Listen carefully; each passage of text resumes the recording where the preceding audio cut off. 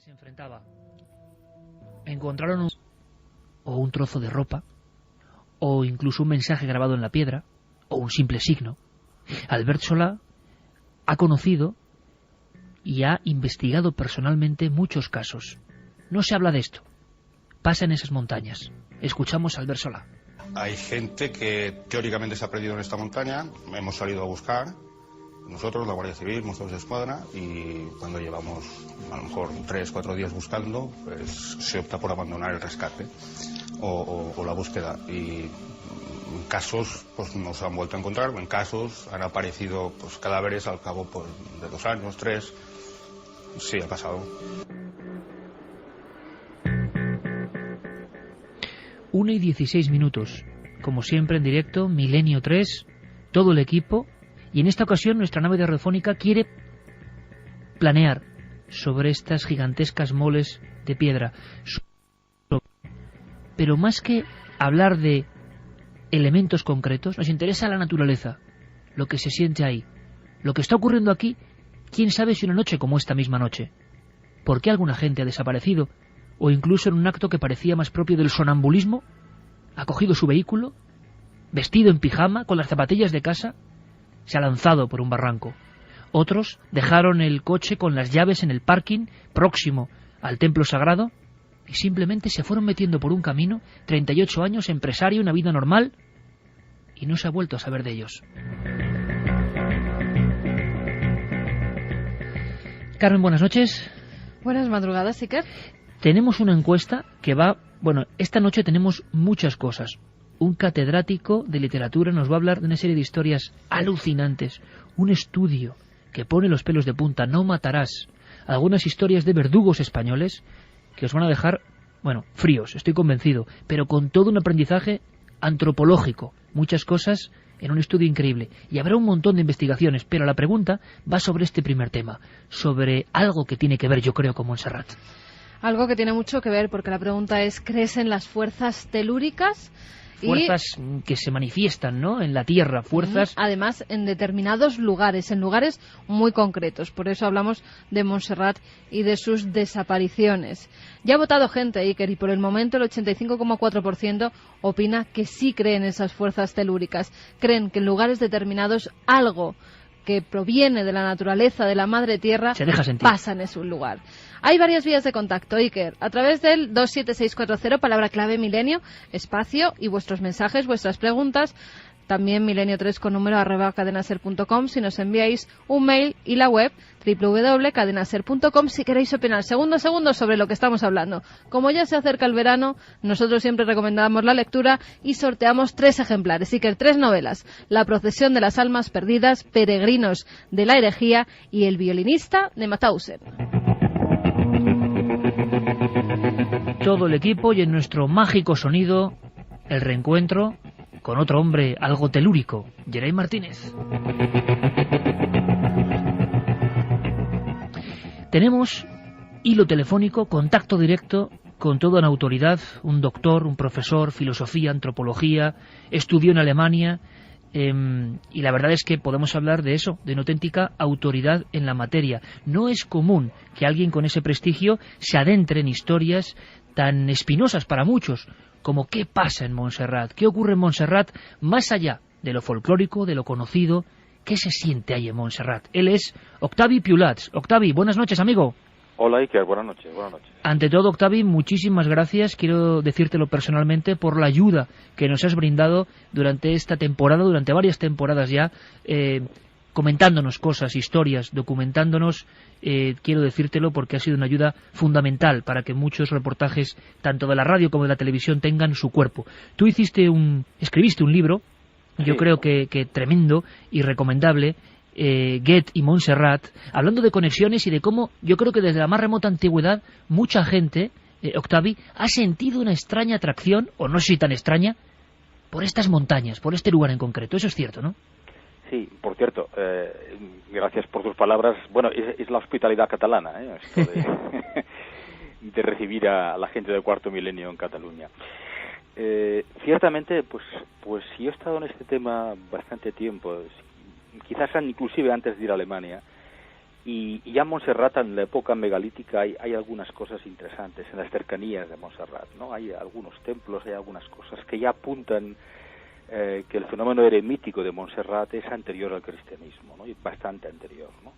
Inclusive algo antes de la época visigótica. O sea, estas extrañas formas de esta montaña atrayeron a mucha gente desde prácticamente la época grecorromana, ¿no? Se habla que, por ejemplo, sobre el lugar donde hoy en día está la ermita de San Miguel había un templo dedicado a la Venus Pirene. Y también se habla básicamente una cosa muy curiosa, que es que había un templo romano en la falda de una de las vertientes de Montserrat que estaba encarado directamente a donde luego se encontró la Virgen, ¿no? Desde abajo, ¿no? Desde la parte esta dijéramos, tocando al Llobregat, ¿no? O sea, hay realmente rastros ya anteriores, ¿no? Pero luego ya en épocas posteriores hay cosas sorprendentes, ¿no?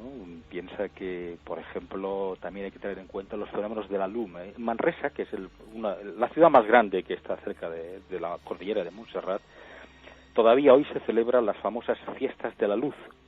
De hecho, es la fiesta mayor del pueblo, es decir, de la ciudad, es las fiestas de la llum, ¿no? Es un recuerdo que conmemoran especialmente pues, la aparición de unas luces tremendas en la montaña de Montserrat y la creación casi de un milagro para la ciudad, ¿no? Entonces hay realmente una amplia historia sobre el impacto de la montaña sobre su entorno, ¿no? Oye, Octavi, y tú comentas en esta obra que he mencionado, entre otras muchas que has hecho, pero tú comentas, y yo creo que es muy gráfico, y que, hombre, es extraño que alguien ahora mismo nos escuche que no haya visto Montserrat, por lo menos en un libro, en una imagen, pero como ahora mismo hay personas a través de Internet de todo el mundo, y tenemos la fortuna, ¿no?, y el increíble aprecio de saber que Milenio 3 es el programa más descargado en castellano del mundo, en el ciberespacio, sí. y eso lo notamos. Entonces hay mucha gente, Octavi, que no ha visto Montserrat, y tú describes una escena de la infancia que creo que puede ser perfecta para saber lo que le ocurre a otra gente a determinados niveles.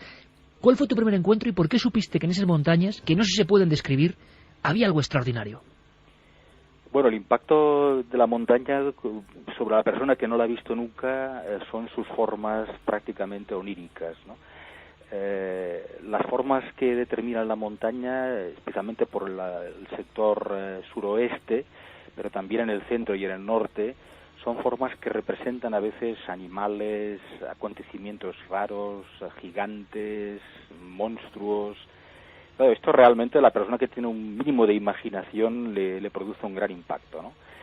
Es como adentrarse, yo creo que la definición más clara es como si alguien bajase con un batiscafo a 7 u 8 mil metros en una fosa abisal y de súbito empezaran a aparecer las rocas de las cordilleras marinas interiores, porque Montserrat no tiene vegetación. Entonces te encuentras de súbito rodeado de enormes rocas tremendas con cientos de metros, monolitos, enormes monolitos, que no tienen vegetación. Nos dan lo que conocemos en Cataluña el cárstico, es decir, una roca caliza, semigris, blanca, grisácea, ¿no? Que además tiene un nombre científico, el cárstico monserratino, el conglomerado monserratino, también a nivel científico. Y esto es lo que da esta sorpresa a la montaña. Es decir, por un lado, formas oníricas, monstruosas, que despiertan la imaginación y identifican estas formas con animales, con monstruos, con leyendas, y por otro lado, pues el viaje submarino, que de hecho no es arbitrario, porque significa realmente Montserrat estuvo millones de años. Pues así cuentan las cosas, así nos diseña una visión Octavi Piulats, y estoy seguro que ahora mismo amigos de todo el mundo que jamás han puesto un pie en este lugar a unos 37 kilómetros de Barcelona, donde han pasado tantas cosas que vamos a contar, ahora mismo estoy seguro, es la magia de la radio, lo están viendo.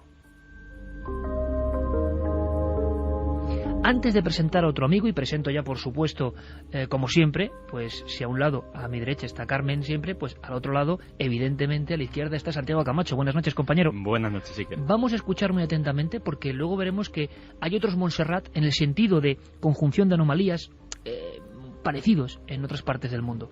Permíteme que escuchemos ahora de nuevo al alcalde de Monistrol de Montserrat, a Joan Miquel Rodríguez, que nos daba incluso datos concretos. llevan pasando una serie de cosas un tiempo. Seguramente, yo se lo sabe bien Octavi, esas cosas se deben sentir desde hace siglos. Pero la hemeroteca, los documentos, la actualidad, refleja hechos concretos, policiales, podemos decirlo así, que están pasando. Quizá podamos encontrar esta noche algún sentido. Joan Miquel nos contaba historias como esta.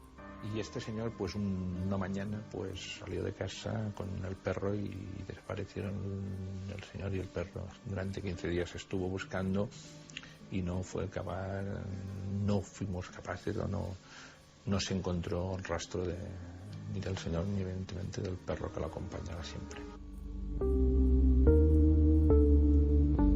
Desde luego la desaparición de una persona no es algo extraordinario, está ocurriendo, ocurre todos los días, se cuenta poco. Hay gente que desaparece. Hoy, seguramente en nuestro país, habrá desaparecido alguien y en circunstancias extrañas. 90% de los casos se encontrarán elementos de esa persona. Pero claro, que desaparezca la persona y los perros, alguien bien conocido, desde luego ya es singular. Esta noche es de agradecimientos, porque si bien hemos dado las gracias a Octavi Piulats por muchas investigaciones en Cataluña, tenemos que hacer lo mismo con nuestro compañero, el investigador, el estudioso de la historia, Javier Coria. Creo que ya estamos en contacto con él, y Javier ha hecho un trabajo casi detectivesco de estas desapariciones que de verdad podemos aplicarles además el calificativo de inquietantes. Javier Coria, amigo, buenas noches. Hola, buenas noches. Sí. Gracias por atendernos esta noche, Javier. Tenías que estar aquí junto a Octavi, porque casos como ese, casos concretos, desapariciones de una persona con sus animales de compañía. ¿Desde cuándo tenemos registro de extrañas desapariciones en la zona de Montserrat? Sí, bueno, yo hay uno que creo que ya has comentado, pero el primero, así, aparte de muchos antiguos que hay, que las crónicas nos cuentan historias de gente, sobre todo de eremitas que desaparecieron allí en Montserrat, pero un poco fijándonos en la época moderna, hay uno que creo que has comentado tú al principio, que es tenemos que remontarnos a enero de 1973. La Guardia Civil de Olesa de Montserrat encontró un cadáver de un hombre cerca de Vacarisas y que estaba en avanzado estado de descomposición. Pero bueno, se pudo identificar por las huellas dactilares y entonces se supo quién era. El nombre no trascendió, pero sí lo que se encontró en su bolsillo, que es un poco, creo que lo has comentado tú antes, que yo no he podido oírlo al principio del programa. Un mensaje, pero ¿verdad? Sí, se encontró un mensaje. Entonces la Guardia Civil acudió a los investigadores de la época, a los investigadores que se dedicaban a estas cosas, y entonces en el bolsillo del pantalón llevaba una nota que, resumiendo, decía un poco lo que has comentado, que iba a encontrarse con los padres extraterrestres. Entonces fue considerado un suicidio ufológico. Yo creo que el segundo, porque si tienes en cuenta, es un caso que tú ya has comentado y que conoces bien, un año antes ya había pasado el doble suicidio de Tarrasa, el de las vías del tren. Y este sería un primer caso que ya nos puso a todos en la mira de Montserrat sobre estas desapariciones extrañas, sobre personas que seguían determinadas, bueno, que se acercaban a la cuestión ovni, ¿no? Es decir, gente, Javier, que acudía a la montaña para hacer algo, y en este año 73, principios de los 70, es cuando empezamos a tener constancia de que pasan cosas. Pero tú has dicho algo que me parece increíble y que me parece también interesante, que ya hay antiguas crónicas de esos eremitas, es decir, personas de vida religiosa, apartándose del resto, que se iban a cuevas naturales de la zona, y ya hay crónicas o elementos para saber que desaparecieron algunos. Sí, es así como, no sé si lo habéis comentado, pero así como la historia de las luces populares, que es una cuestión que en Montserrat tiene una tradición ya de 1000 años, incluso después, si quieres, te comento un caso concreto que ha hecho que actualmente se haga una fiesta en Manresa. Todos los días 21 de febrero se celebra en Manresa. Lo ha comentado Octavi, la Yum, ¿no? La fiesta de la luz, de la luz extraña de Manresa, que ya es una. Entonces sí, ya se conocen casos de eremitas que desaparecieron allí, ¿no? Y que no se encontraron. Después, aparte, dime. Sí, Javier, no era ninguna interferencia extraña, sino los pitos de las horas ahora mismo que estaban dando las señales. Sí. Entonces, aparte de este caso del 73, después nos vamos a otro. En la noche de San Juan de 1975, un vecino de Collbató, conocido como Empec, de Can Rullén, pues desapareció después de participar en la extinción de un incendio. Lo curioso es que el sitio del incendio era un lugar llano y despejado. Y bueno, hasta hoy no se han encontrado restos de este hombre. Sí, ya te digo, cuando desapareció el incendio ya se había extinguido, pero no se han encontrado restos. Un mes después, este caso es curioso, que incluso cuando hicimos el programa de Cuarto Milenio también salió, es el caso de una joven de 18 años llamada Gloria, que desapareció en las cercanías de Olesa de Montserrat. Y bueno, 2 días después fue encontrada por un pastor. La joven estaba desorientada y hambrienta, y después de comer en Collbató, pues resulta que se volvió a escapar y nunca más se supo. El periodista de sucesos, Enrique Rubio, que fue el que cubrió la noticia de este caso, pues nos dice eso, que hasta hoy no se han encontrado los restos ni se sabe a dónde fue a parar esta joven. Hacemos una cosa, Javier, sí. Paramos ahí un momento la lista, porque yo creo que podemos ir distribuyendo en píldoras, además cronológicamente, las desapariciones, que son muchas, se tienen nombres concretos y desde luego no sabemos qué ocurrió con esas personas.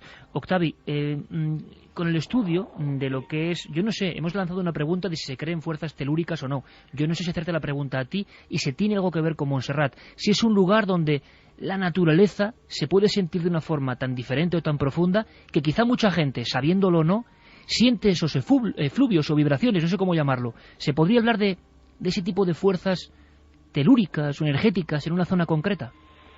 Bueno, aparte del que Javier lo ha mencionado muchas veces, aparte del tema histórico y estético que puede la gente por las formas, aparte de esto, científicamente hay una larga discusión en Montserrat, además también que compartida en Alemania y en Francia, sobre el tema de Montserrat precisamente, sobre hay, por decirlo así, fuerzas telúricas o fuerzas geobiológicas especiales en esa montaña.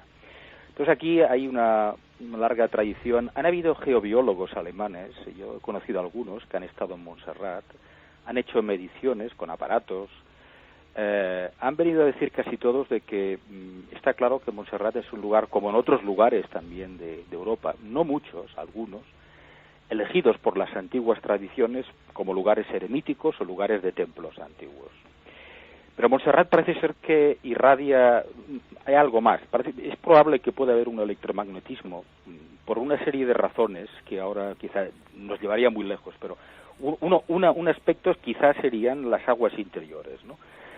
Si hay aguas interiores en Montserrat, que podría haberlas en algunos lugares, bolsas, eso podría ionizar gran parte, dijéramos, de determinadas agujas y monolitos, ¿no? Ayudaría, ¿no?, dijéramos, esta ionización a llevar un magnetismo más fuerte que en otros lugares. Luego también la composición del kárstico, exactamente, hay discusiones sobre ese tema. Y luego está el tema de que las antiguas religiones han cogido siempre lugares muy potentes telúricamente. Claro, aquí atravesamos la línea científica convencional para entrar en la geobiología y en personalidades como Hartmann, que afirma que existen redes telúricas en la Tierra, puntos magnéticos, y eso se basa básicamente en una visión, un paradigma científico diferente del físico matemático, ¿no? ¿Elegía Hartmann, perdóname Octavio, elegía Hartmann la zona de Montserrat como uno de estos puntos telúricos? No concretamente, Hartmann no es de los que menciona Montserrat directamente, pero sí se puede aplicar algunas de las ideas de Hartmann para entender Montserrat. En este caso estaríamos entendiendo redes en determinados lugares de la montaña, ¿no? Hay un personaje alemán que ha estado trabajando el tema, que Darmstadt, es un geobiólogo de Darmstadt, que él va afirmando siempre, es uno de los que detenta la tesis de los chakras, ¿no?, de los famosos, que en Europa hay 2 o 3 grandes lugares magnéticos importantes geobiológicamente, ¿no? Eso está a discusión. Desde el punto de vista científico hay hipótesis encima de la mesa que se han discutido, ¿no? Ahora, si me preguntas personalmente cuál es mi impresión, es que, aparte del lugar estético, sí que yo he estado en Montserrat muchas veces, y quería comentarle a Javier que una vez me encontré con un caso muy curioso, que había desaparecido una chica francesa de 16 años en una excursión Las chicas estuvieron arriba, en los monolitos, en la región de los ecos, volvieron y faltaba una. Y esa chica nunca apareció. Vinieron los padres franceses días después, desesperados. Yo estuve con los padres intentando localizarla por parte de las agujas de Montserrat. No la encontramos nunca, era gente de Clermont-Ferrand. Y recuerdo que estuvimos precisamente dando vueltas a si había lugares de Montserrat más potentes magnéticamente que otros, lugares que podían desorientar, por decirlo así. Esa es otra de las hipótesis. Hay algunos lugares que podrían desorientar. O sea, la gente de repente, por accidente, no buscando un rito, que eso sí, quizá podemos hablar luego, un rito o un tipo de... No, meramente como excursión. ¿No? Excursión simple y alguien se desorienta, Octavio. Esa sería un poco la hipótesis. En algún momento desorientar, sí. Por una serie de factores que hay en la montaña, lugares muy montaraces, lugares en los cuales tú entras y es muy difícil salir luego sin medios de montaña de escalada. Y hay algunos lugares en que hay gente que tiene vértigos, vómitos. Claro, hay gente que tiene vértigo normalmente, eso es obvio, ¿no? O sea, esto puede ocurrir en cualquier Montserrat, ¿no? Pero curiosamente hay lugares, Armengou, ya fallecido, y Javier creo que recuerda a Armengou. Armengou afirmaba siempre que era un historiador muy antiguo, además un discípulo de personajes importantes en Cataluña. Afirmaba que había una región determinada en la cual normalmente la gente sensible, especialmente las mujeres, se mareaban. Vamos a hacer una cosa, Octavio, vamos a preguntar precisamente a la gente, a ver qué nos dice. A ver.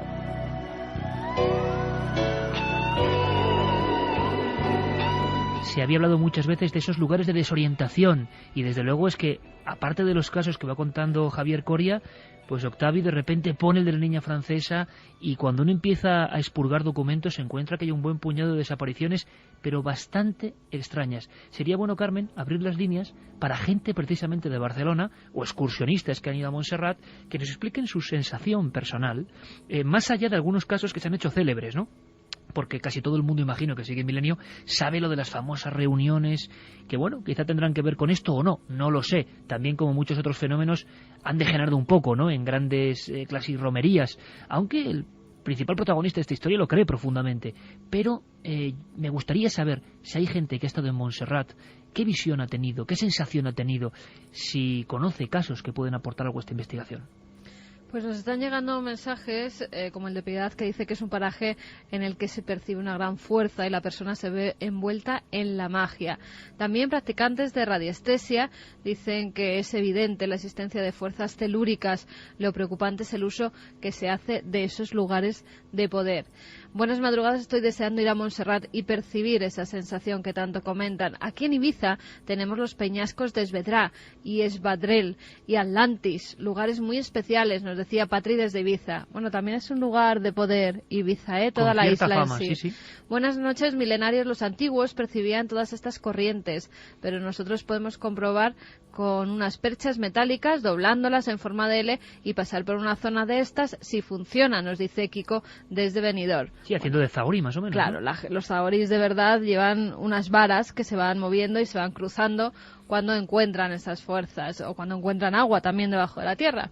La familia Santiago, que son puertorriqueños, nos están escribiendo desde el estado de Florida. Dice que se preguntan si las energías telúricas tienen algo que ver con los sueños premonitorios. Bueno, pues, vamos a intentar explicar un poco, porque es curioso, Carmen, escriben de Puerto Rico, ¿verdad? Sí. Bueno, pues luego les contaremos una especie de Montserrat que hay todavía en Puerto Rico y dio mucho que hablar. Bueno, la ellos zona son del puertorriqueños, pero escriben desde el estado de Florida. El Yunque.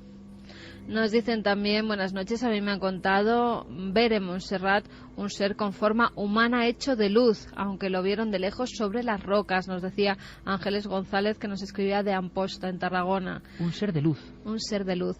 Ya echamos de menos Cuarto Milenio, nos dicen Anaís. Bueno, Cuarto Milenio estará todo el verano, ¿eh?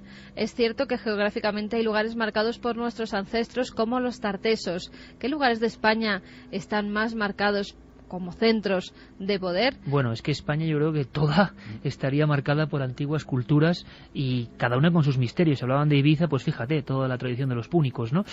Pero queremos centrarnos, poner nuestro objetivo en Montserrat en concreto y pivotando entre casos concretos, a nivel periodístico que ha investigado Javier Coria, y toda esa sabiduría, ¿no?, de Octavi Piulats, el doctor Octavi Piulats, que yo creo que además tiene una enseñanza ahí, ¿no? Yo creo que la gente puede civilizadamente, si es posible, acudir a Montserrat, y no como esos viajes más o menos organizados, donde se ven cosas pero no se ve el trasfondo de las cosas, ¿no? Puede ser, yo creo que siempre es una buena excursión Montserrat, pero ha habido gente que quizá llegó demasiado lejos. Un ejemplo es Albert Sola, de nuevo, del Cuerpo de Bomberos de Cataluña, que nos habla de uno de esos casos como ejemplo simplemente, para que veáis qué cosas más extrañas en esta misma montaña.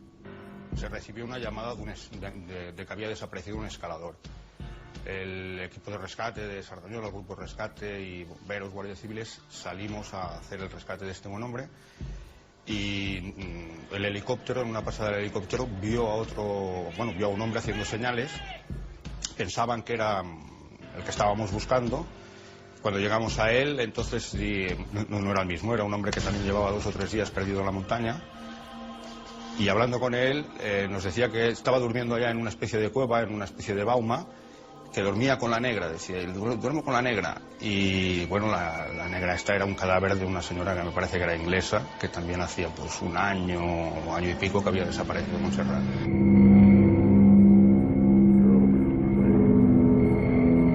1:41 minutos esta noche sobre Montserrat.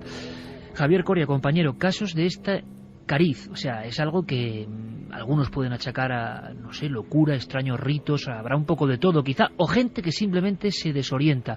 Seguimos con la lista de esos enigmas pendientes de desapariciones en Montserrat, porque hay cosas que yo creo que, primero, no deben ser olvidadas, y bueno es este micrófono nacional e internacional ahora mismo, para que por lo menos no se olvide. Más casos, Javier. Más casos. Bueno, yo antes quería comentarte un poco, abundando lo que decía Octavi. O sea, yo creo que hay lugares en el mundo y entre ellos está Montserrat, que por su carga mística y espiritual e incluso mistérica, pues yo creo que actúan como puertas al subconsciente, y en ciertas personas sensibles o que están viviendo un momento emocional o una búsqueda concreta, pues parece ser que estos lugares les pueden ayudar a interiorizar esa búsqueda. Pero claro, las puertas sirven para entrar pero también para salir, ¿no? Y cuando la confusión o la enfermedad, que vemos en muchos de los casos que os voy a comentar, cuando la enfermedad o esta confusión nubla el sentido, lo que en un principio es beneficioso, que comentaba Piulats, pues puede convertirse en trágico. Y yo creo que estos lugares, más que fenómenos físicos, que también los hay, se producen fenómenos psíquicos. Interesante. Y eso sí, pero potenciados por una particularidad concreta, que pueden ser fuerzas telúricas, magnetismo, lo que comentaba Octavi de los iones de agua que se calientan con el sol, que eso está comprobado, y un conjunto de todo esto. Entonces lo que está claro es que esto puede producir euforia o bienestar. Yo te puedo decir que yo he estado en la plaza delante de lo que es el monasterio, y te pones, hay una especie de rosa de los vientos, y te pones en el centro, y yo sentí esa euforia, ¿no?, ese bienestar, ¿no? Pero hay otras personas que les pueden producir desorientación o incluso confusión. Este es el caso, por ejemplo, del 16 de diciembre de 1985, Amparo Bielda Puig desapareció cuando realizaba una excursión por la montaña. Y bueno, se le buscó durante semanas, no se encontró el rastro de ella, solo se encontró su coche. Y lo curioso de este caso, que además la chica esta desapareció en el Col de las Agullas, es que ella había ya realizado excursiones a Montserrat y había manifestado a sus amigas que siempre que pasaba delante de cimas, pues sentía como un mareo o como si la cima le llamara, ¿no? Notaba una llamada. Sí, eso va muy que Octavi conoce, va muy entronizado con la leyenda del Montserrat subterráneo. Yo no sé si lo habéis tratado, no. Pero hay una cuestión que es sobre en estos iones positivos, que cuando hay unos determinados días donde hay una actividad solar muy importante, parece ser que esos iones de agua, porque se dice que dentro de Montserrat está hueca y existe un lago subterráneo, pues es lo que produce en conjunción con el magnetismo de esas agujas que sirven como antenas, es lo que produce esa sensación de bienestar. Yo siempre explico este ejemplo. Cuando nosotros nos duchamos con el agua caliente, en la ducha también se producen esos sillones, y es por eso cuando sentimos ese bienestar es producido por los sillones que están calentados por el agua caliente. Yo creo que en determinadas épocas del año es un poco lo que pasa en Montserrat. Lo que pasa es que a personas les puede crear un bienestar y una cosa saludable, y a otras pues vemos que les puede producir mareos o desorientación, como parece ser en muchos de los casos que estamos comentando de personas que han caído a cimas o que han desaparecido y que de momento no se han encontrado su cuerpo. Es que es muy curioso, Javier, lo que comentas, porque son como las dos caras de una misma moneda. Muchos de los casos, yo creo que cada uno de los que estamos contando ahora mismo, ¿no? Amparo Bielda, 1985, la larga lista se incrementa, y desaparecida, sin rastro, en un lugar que está ahí, que se puede cartografiar. Pero, fijaos, hay muchos casos de estas desapariciones donde parece que hay un auténtico arrebato por parte de la persona. Cuando estaba rodando el equipo de Luis Álvarez de Cuarto Milenio, nos contaba Luis que esas mismas horas, prácticamente unos días antes, un vecino, sintiendo una especie de llamada, en pijama directamente, se metía en su propio coche, un BMW en este caso, salía disparado y se estrellaba en un lateral, cayendo el coche al barranco y evidentemente con un resultado mortal. Octavio, da la sensación de que por un lado hay gente que se desorienta, gente que no conoce nada ni de la historia, es turismo normal y corriente, y que se sienten mal, o bien, excesivamente bien en ocasiones, pero hay otros casos de personas que parece que, como si algo muy profundo en su mente se activase, y como si tuvieran que cumplir una especie de misión, y van a un lugar y desaparecen, y en ocasiones se encuentra el coche con la puerta abierta y se han adentrado por los bosquecillos de Montserrat. No sé, eso puede indicar algo. Hay diferentes tipos, parece, en la fenomenología que se da allí, ¿no? Sí, bueno, aquí es curioso, y totalmente de acuerdo, Javier ha hecho un caso paradigmático, que es el de Amparo.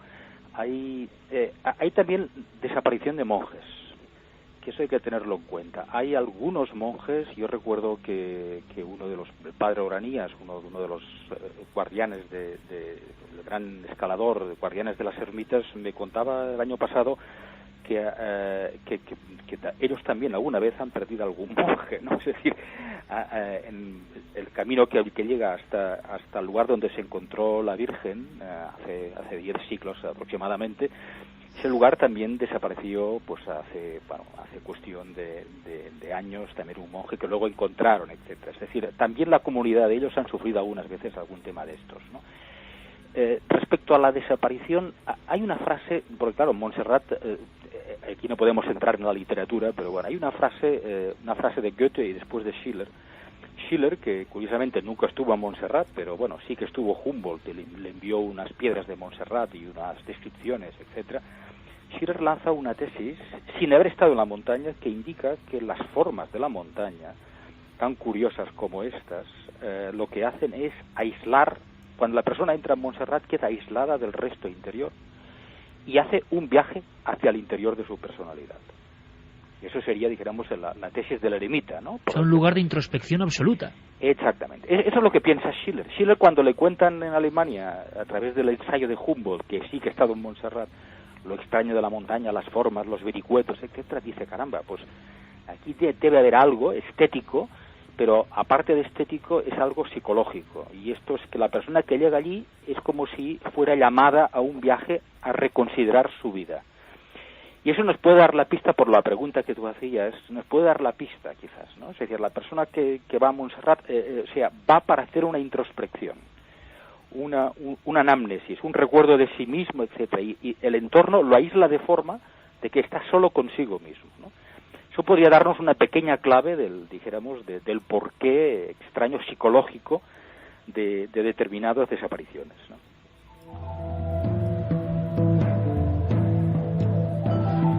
De verdad que el tema resulta apasionante, un tema sobre el que los especialistas han hecho muchos estudios, pero que yo creo que a nivel popular todavía no es bien conocido. Por eso el eco, y por eso recuperamos aquí mucha información con Octavio Piulach y con Javier Coria, de ese reportaje que hizo Luis, Desaparecidos en Montserrat. Por eso seguimos abriendo las vías de contacto. 27640, palabra clave milenio, milenio3 con número @cadenaser.com, y la web de la cadena SER, que bulle de mensajes de personas que han estado allí. Me gustaría saber, amigos, lo que habéis sentido, porque toda la información es importante. Es curioso, Santiago, haciendo un pequeñísimo paréntesis en esta ristra de casos increíbles y de sensaciones, lo que la geobiología parece que va avanzando. Siempre se ha creído en esos nódulos donde pasan cosas. La explicación de Octavio Piulats, de un lugar que te aísla y te ves en el espejo de tu propio yo, es sobrecogedora y fascinante al mismo tiempo, ¿eh?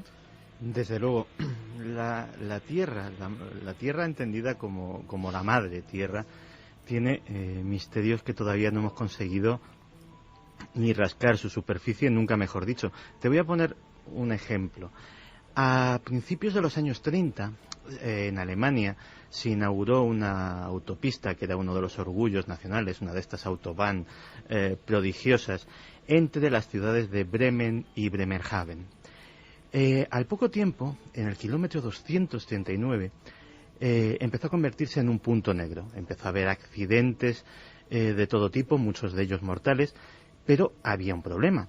El kilómetro 239 era una recta absolutamente segura, absolutamente impoluta. No había ningún motivo para que hubiese ese tipo de accidentes. La policía empezó a investigar y sobre todo a interrogar a los supervivientes de los accidentes que no habían resultado fatales, y todos decían más o menos que algo les había hecho perder el control del coche al pasar por ese kilómetro, que casi los mandos no les obedecían y que prácticamente les estrellaban contra la cuneta o contra el guardarraíl contrario. Poniéndonos en la Alemania de los años 30, pues lógicamente era una época, como hemos dicho muchas veces en el programa, en que la parapsicología, lo espiritual, los saberes más o menos heterodoxos sí tenían un protagonismo importante. Y no pareció extraño consultar a una especie de zahorí o experto en fuerzas telúricas de la época, que se llamaba Karl Werls. Y Karl Werls llegó a la conclusión de que efectivamente algún tipo de fuerza poderosa había en aquel lugar. Y recomendó, y de hecho así se hizo, que bajo aquel sitio se enterrase un enorme contenedor lleno de piezas de cobre puro. Pues no sé si desde luego el señor Werls estaba en lo cierto, pero los accidentes se cortaron en ese preciso instante.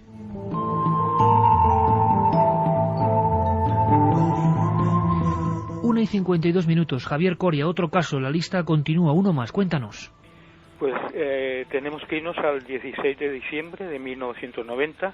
El joven Carles Teixidó, sin motivo aparente, se fuga de casa. Los familiares lo encontraron caminando hacia Montserrat, donde decía que a medianoche tenía un juicio entre Dios y el diablo.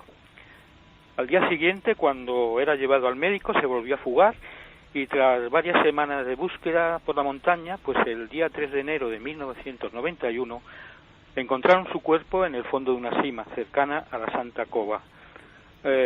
Nunca se supo si fue un accidente o un suicidio, pero Carles también era seguidor de la ufología. Este fue uno de los casos que investigó el recordado Andreas Faber-Kaiser. Carles Teixidó, seguidor de la ufología.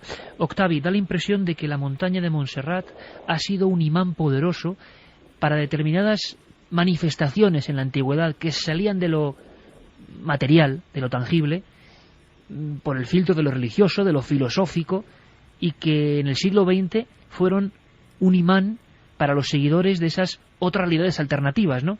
Un imán que a veces puede resultar beneficioso y a veces, en determinadas mentes, me imagino, peligrosísimo, ¿no?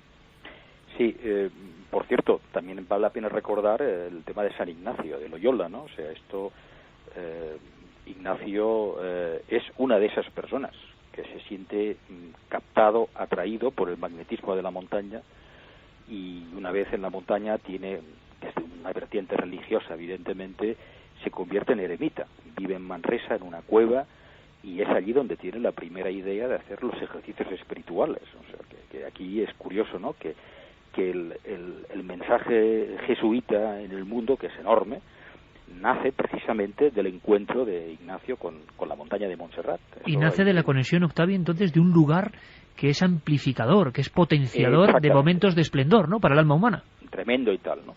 Y bueno, y luego está la conexión con Latinoamérica, lo digo por vuestra audiencia, ¿no? O sea, en Montserrat, curiosamente, se la sorpresa de que el segundo viaje Colón va con él el padre Boil, que el padre Boil es un benedictino que curiosamente era ermitaño y que vivía en las ermitas de Montserrat.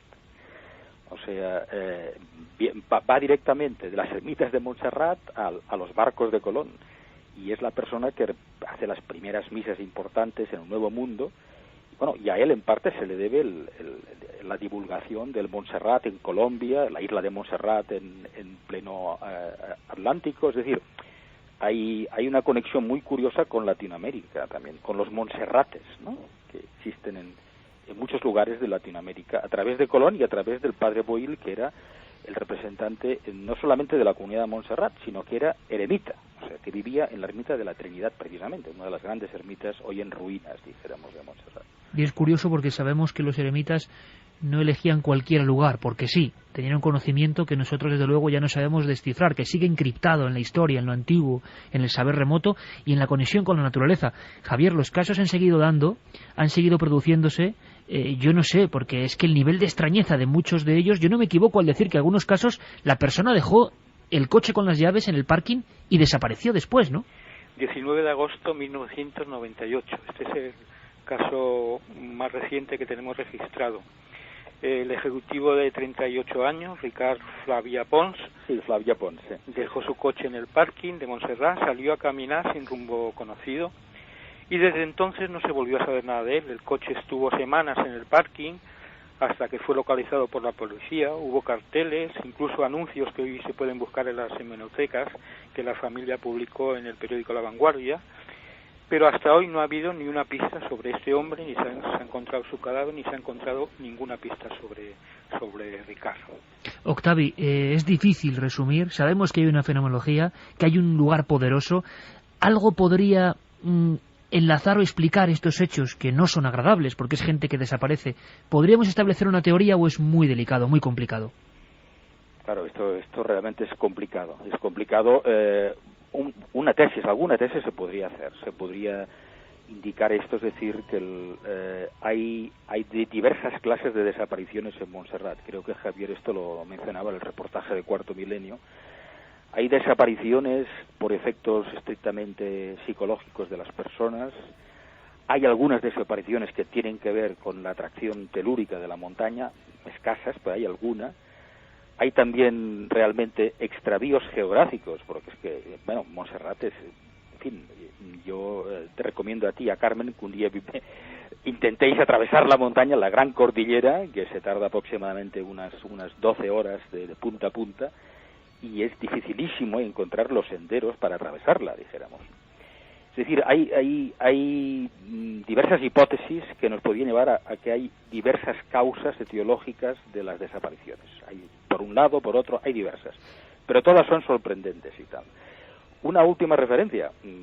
Un loco por Montserrat es el arquitecto de Gaudí, ¿no? Claro.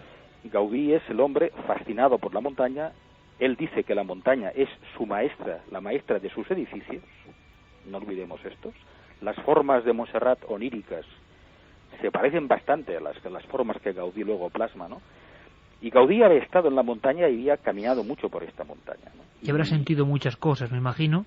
Sí. Y esa introspección. Y él es responsable además de la colocación de los ángeles, de los famosos ángeles del apsis, o sea, detrás de la Virgen, etcétera, ¿no? Con algo que merece la pena por sí solo dedicar un programa a Gaudí y Montserrat. Pues lo vamos a hacer. Octavi Piulats, Javier Coria, ha sido un placer y yo os emplazo a que micrófono en mano estemos juntos en Montserrat.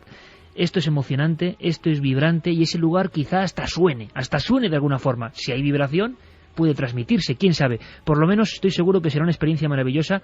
Y vuelvo a reiterar mis gracias a dos compañeros, a dos especialistas, en el caso de Octavi una eminencia de la investigación, nuestro compañero Javier Coria, que tanto y tanto nos han ayudado.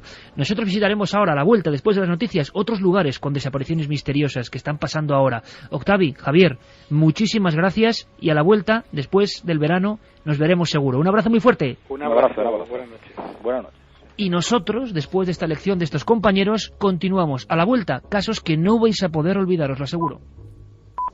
Montserrat y sus misterios. Y solo hemos tocado la punta del iceberg. Desde luego hay un material interesante para la investigación. Demasiados casos, demasiadas actitudes extrañas. Estoy pensando en ese investigador que decía que tenía un encuentro con Dios y el diablo. Lo ingresan y vuelve a escaparse. En 1965, María Esther Figueroa, 8 años, otra excursión, una excursión infantil. Una de las niñas declaró a un periodista local, Francisco Ojeda, que iban las últimas en la fila, los profesores delante, y dos individuos vestidos con algo que parecía un mono, atraparon a la muchacha, le taparon la boca y se la llevaron dentro de un bosque.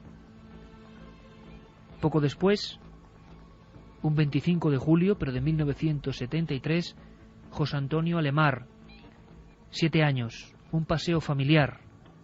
Actuó la Defensa Civil, los voluntarios, la Cruz Roja, 12 días de búsqueda intensa, en el mismo paraje. No lo encontraron jamás. Una de las noches de búsqueda, la propia madre de José Antonio, su esposo, avanzaban en un coche en plena madrugada. Tomaban un camino de tierra. Intentaban averiguar algo, una huella, un dato. Todos los esfuerzos estaban siendo inútiles. A la prensa local, la mujer declaró algo que nadie pudo creer. Habían visto repentinamente entre los árboles, cruzando por la zona donde había desaparecido su propio hijo, a un individuo de considerable altura. Y o bien llevaba una pinza, una tenaza en la mano, se quedó quieto, o era algo deforme y muy visible a pesar de las horas de la noche. Aquella sombra en su mano, en una de las manos, según dijo esta mujer, quién sabe si presa del shock, de la tensión, de lo que le estaba ocurriendo, estaba buscando a su propio hijo de 7 años perdido, pero ella dijo algo muy gráfico y que me parece terrorífico. Estando en el viejo Chevrolet, por el lado izquierdo, observaron a aquel individuo, a unas horas parecidas a estas. ¿Qué hacía allí, en ese punto concreto? Al mirar su mano, lo vio claramente, le pareció que esa parte del cuerpo del hombre parecía la pata de una gallina. Poco después, 1976, en el mismo lugar, el Yunque, estamos hablando de un fenómeno similar a Montserrat, pero en Puerto Rico, 2 oficiales militares de la base Roosevelt, cerca de la ciudad de Ceiba, hacen una serie de operaciones. Es el 2 de marzo. Según publica el diario El Vocero, desaparecen sin dejar rastro. Llevan walkie-talkies, se cortan, ni siquiera piden auxilio, ni siquiera dicen que están perdidos. No están a muchos metros de la base central. Hasta hoy no se ha encontrado ni rastro de ellos. Poco antes de estos casos, hubo uno que llamó la atención de los periodistas locales: la desaparición de Ramón Quiñones. Era un grupo de estudiantes de biología. Se estaba hablando de luces extrañas y el profesor de la facultad decidió llevar una serie de telescopios y pasar la madrugada observando el firmamento. Aproximadamente hacia las 2:25 de esa madrugada, todo el grupo, 8 personas, en una tienda de campaña, que estaban reunidos en ese momento, además tocando la guitarra, bebiendo café, habían dejado de observar las alturas, declaran, y además por diferentes fuentes y hasta la policía y los militares toman registro de estas confesiones, que oyen un zumbido parecido al de un viejo aparato de radio, un zumbido que se hace omnipresente, un zumbido que, transcurridos 20-25 segundos, desaparece. Después notan, o eso declararon, que hay alguien dando grandes pisadas en la hojarasca, alguien que está avanzando poco a poco, pero no ven nada. Uno de los chicos valientes, en este caso Ramón Quiñones, señala detrás de la tienda y asegura que hay una sombra observando, detenida, junto a uno de los grandes árboles, espigada, muy alta, la cabeza quizá demasiado pequeña, parece un gran niño, un niño grande, detenido. Sin tener miedo en ese instante, aunque el resto del grupo sí que siente el pavor, Ramón Quiñones avanza, va hacia él. Es la última vez que se le ve con vida. 1967. Han pasado 43 años. Nadie ha vuelto a saber nada en el yunque del estudiante Ramón Quiñones.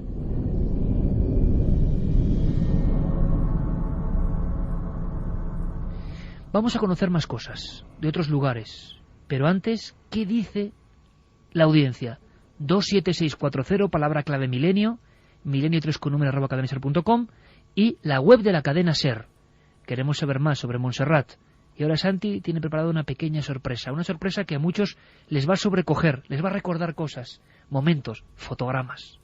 Anabel desde Toledo nos dice que ha veraneado durante años en Barcelona y cuando ha visitado Montserrat siempre se ha sentido mareada y con unas ganas enormes de salir de allí, que no ha conseguido nunca estar bien en esa montaña. Piedad nos dice que las corrientes de energía no solo eran manifestaciones de la vida sobre la Tierra, se pueden corresponder con antiguas corrientes telúricas que se desplazan por antiguas corrientes subterráneas y que transmitían una condición benéfica. Un saludo. Un estudiante de medicina dice sobre San Ignacio: es interesante reseñar que al parecer llega a Montserrat a un convaleciente de las heridas que casi le causan la muerte, la fractura de ambas piernas. ¿Explicaría eso su conversión? Rosario nos dice: hola Iker, cuando visitas Montserrat es importante no salir de los caminos señalizados porque es fácil caer en un estado de desorientación y mareo. Isis Moreneta te protege y así lo sientes. Pues eso ya es un misterio muy grande. ¿Por qué? La geobiología intenta explicarlo. Científicamente yo creo que es difícil, pero ¿por qué hay lugares que desorientan?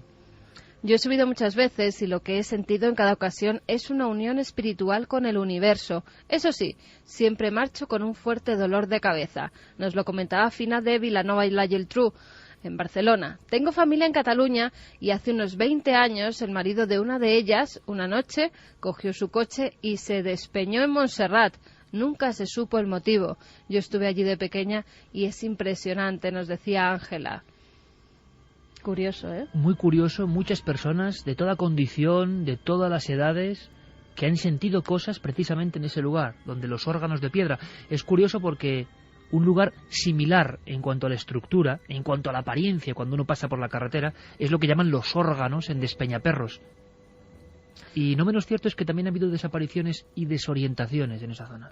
Pablo, desde Lesa Montserrat, dice que Montserrat es misticismo y espiritualidad en estado puro. Se advierte una conexión especial, una ventana abierta a lo más profundo de nuestro ser.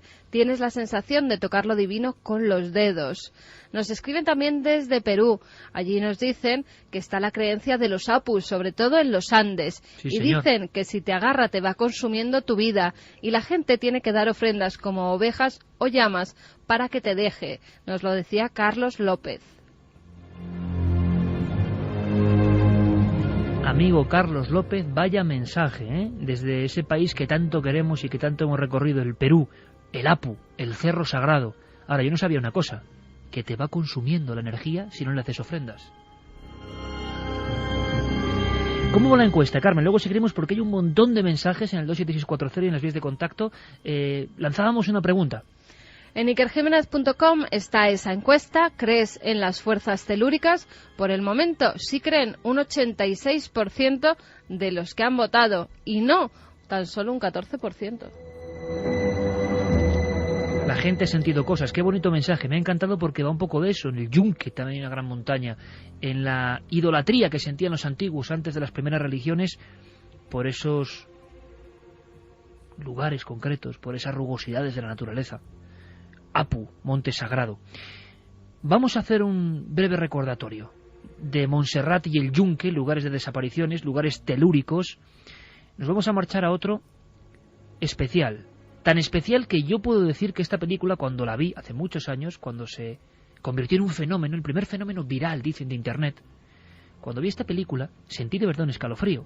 Luego, evidentemente, con el tiempo, la gente puede criticar más, menos, pero a mí aquella visión tan personal, tan cámara en mano, tan creíble, de una historia terrible de desaparecidos, me impactó. ¿Y a vosotros? Insistía para que siguiésemos adelante. insistía en que fuésemos hacia el sur. Todo tenía que ser como yo quería. Y en este lugar hemos acabado. Soy la culpable de que ahora estemos aquí, hambrientos, helados y perseguidos.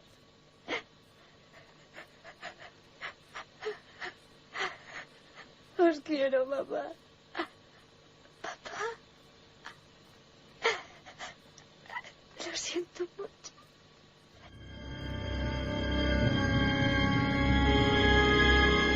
Dos y 18 minutos, esos lamentos, esas imágenes en blanco y negro, ese correr por el bosque, esa sensación, pues como lo que hemos contado del yunque, de estar en una acampada y saber que está siendo vigilado, unos muchachos que intentaban grabar un documental universitario sobre una bruja y sobre una serie de desapariciones. El proyecto de la bruja de Blair. Santi me decía, cuidado, no descartes que todo sea ficción. ¿No todo es ficción, Santi? Pues efectivamente no todo es ficción. Hubo, como todos sabemos, una enorme agitación, sobre todo de los primeros fenómenos virales de Internet, sobre si la película era o no verdadera, sobre si la historia era o no cierta, y obviamente no lo era. Pero, como muchos guiones cinematográficos, sí estaba basada en una historia real. Una historia que no sucedió muy lejos de donde fue rodada y sucedió en el estado de Vermont, cerca de Massachusetts, en unos bosques muy parecidos a los de la película, unos bosques monótonos, no muy tupidos, pero un mar de árboles que desorienta, como muy bien decíamos con respecto a Montserrat y a otros sitios, y se llama el lugar el Triángulo de Bennington. El Triángulo de Bennington fue el escenario entre 1945 y 1950 de una serie de desapariciones misteriosísimas, 10 en total, de 10 personas muy diferentes, de perfiles absolutamente divergentes unos de otros, pero que se desaparecieron sin dejar rastro. Todo comenzó el 12 de noviembre de 1975. Midi Rivers era un leñador de la zona, experimentado conocedor del lugar, que ya era mayor, superaba los 70 años, pero una persona de gran vitalidad, criada y vivida en el bosque toda su vida, y que se ganaba la vida, entre otras cosas, aparte ya no podía cortar leña, pero sí que guiaba y hacía de guía a cazadores que intentaban pues cobrarse presas de la abundante fauna de aquellos sitios. Pues ese día Midi Rivers estaba guiando a un grupo, a una partida de 4 cazadores, se adelantó unos metros y nunca más se le volvió a ver. Hubo una batida enorme con perros, con todo tipo de medios para la época, intentando encontrarle, y solo se encontró una solitaria bala que se había caído de su canana. Nada más. Jamás se volvió a ver a Midi Rivers.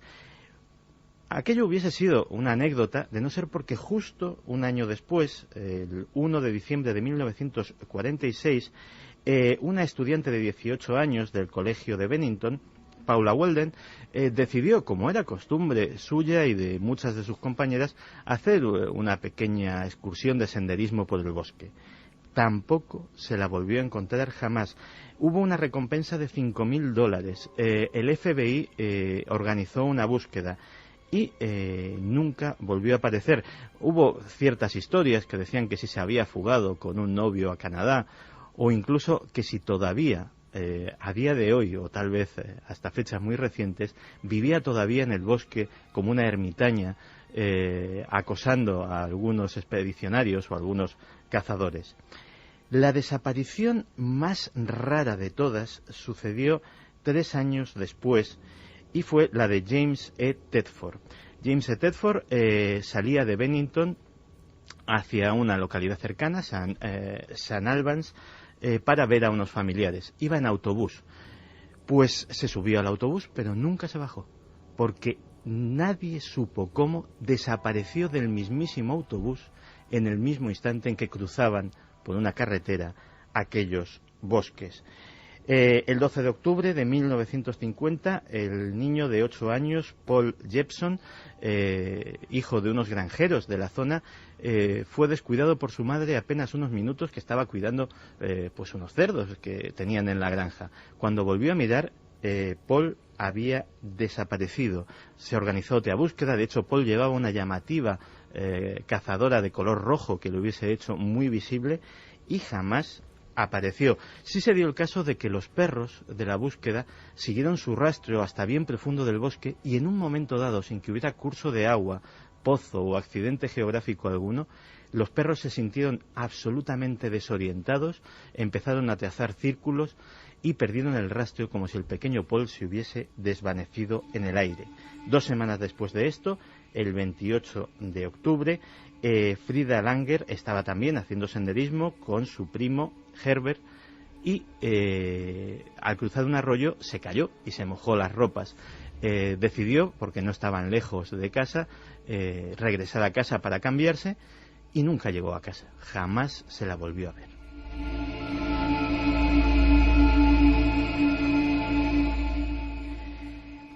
Poco después, apenas unos días, el 11 de octubre de 1942, desapareció el pequeño de 13 años Melvin Hills en circunstancias muy parecidas.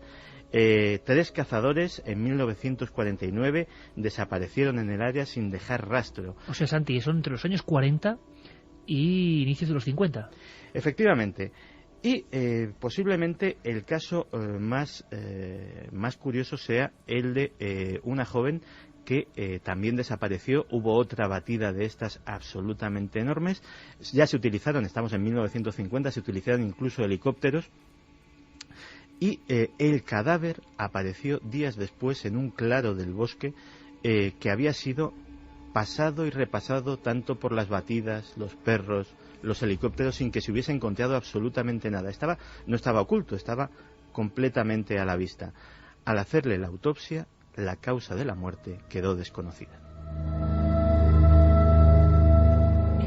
Es muy curioso, ¿recuerdas, Carmen, la historia de aquella muchacha hace apenas 1 año y medio que en la provincia de Alicante, en agosto, sale vestida de blanco, deja la Biblia, camina durante horas sola y aparece su cuerpo con brazos en cruz, vestida con una túnica en mitad de la montaña? También parece, lo que dijo a las amigas, que la montaña le llamaba. Sí, incluso si no recuerdo mal, se encontró con alguien la vio, parecía que iba desorientada, no hizo caso de esas llamadas que le avisaban que iba a oscurecer, que no debía subir a la montaña, y efectivamente encontraron su cuerpo justamente arriba, en esa posición que describías, con los brazos en cruz y mirando hacia el cielo desde el pico de la montaña. Todavía no se sabe por qué. Eso sí, la Biblia que tenía al lado tenía subrayados determinados pasajes. Montaña sagrada, montaña maldita. Aquel reportaje lo cubrió, caminando por aquellas sendas, Paco Pérez Caballero. Y Paco Pérez Caballero, y esto de verdad que no es casual, porque es una noticia realmente, pero una noticia que nos vuelve como si fuera toda una señal, ¿no? Una noche de casualidades, esta de junio de este año, a las montañas. Porque hay otra montaña. El fuerte de San Cristóbal está sobre una montaña de tragedia. Sonaba así este lugar. Paco nos lo contaba a las cámaras así. Por dentro era auténticamente sobrecogedor. Aquel fuerte lleno de dolor, lleno de misterio. Esta es la primera galería. Aquí, en el lugar más profundo del fuerte de San Cristóbal, centenares de presos esperaban cada día un plato de sopa, el único alimento que iban a recibir, en unas condiciones infrahumanas, con unas paredes que rezumaban agua de la humedad, mal vestidos, mal nutridos. Llegaron a una conclusión: tenían que hacer algo. Veían como sus compañeros, uno tras otro, iban desapareciendo, y tomaron la determinación de coger el toro por los cuernos y jugársela a una sola carta. Aquí se gestó la fuga de 1938. 2:27. Paco Pérez Caballero, compañero, buenas noches. Muy buenas noches, Iker. No lo puedes olvidar, ¿verdad? No, es impresionante. La verdad es que visitar aquel fuerte que por entonces se mantenía en perfecto estado, yo creo que a día de hoy se ha vuelto a tapiar aquella entrada por la que muchos visitantes pues se colaron en ese fuerte, con esa curiosidad que nos guía a todos, porque la verdad es que es un lugar impresionante, que está excavado directamente en la cima de una montaña, del monte Ezcaba, y donde sucedió eso que contábamos, la fuga más multitudinaria y más sangrienta de la historia de nuestro país, que tuvo lugar el día 22 de mayo de 1938.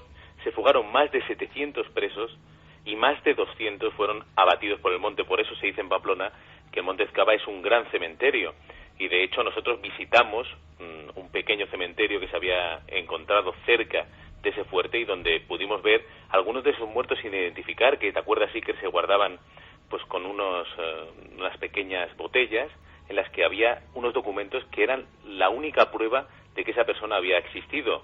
Un documento que tenía un nombre, a veces irreconocible, a veces difícil de leer, y que nos llevaba a esa persona que había desaparecido, que a veces se decía que había estado en una celda, al día siguiente había salido y nadie había sabido cuál había sido su destino. La verdad es que recorrer esas galerías que estaban completamente llenas de verdín, de vegetación, por supuesto en mal estado, peligrosas, por qué no decirlo, y sobre todo aquel aljibe oscuro donde podías caminar por una pequeña pasarela de metal en la que el eco hacía que te volvieras cada 2 pasos por si acaso te estaban siguiendo, aunque sabíamos que estábamos completamente solos en aquel fuerte.